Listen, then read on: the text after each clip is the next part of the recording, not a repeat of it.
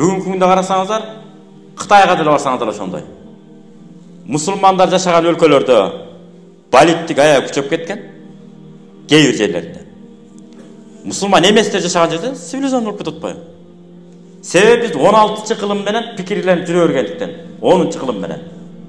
Болбосо пайгамбарыбыз катуу айткан. Тазалык ыймандын жарымы деген. Өттү.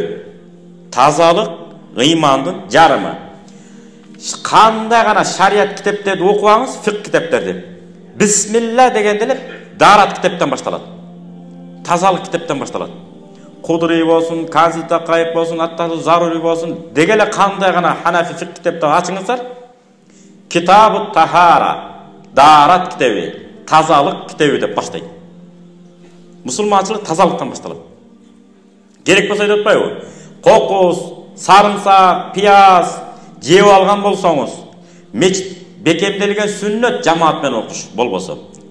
Бекемделген сүннөттү да токтотуп үйүңдө намазың окуп тур азырынча дейт.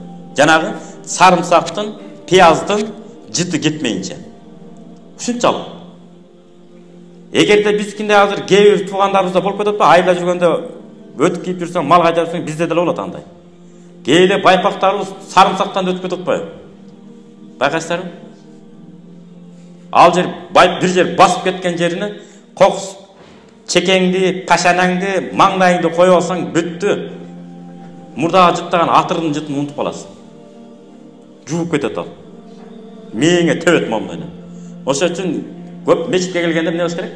Байпакты да алмаштырып алыш керек экен негизи. Алмаштырып алып, акыры бутту таза караш керек. Көрдүңүзбү? Мына ошондой мусулманчылык өтө мындай кылдат карайт. Тазалык.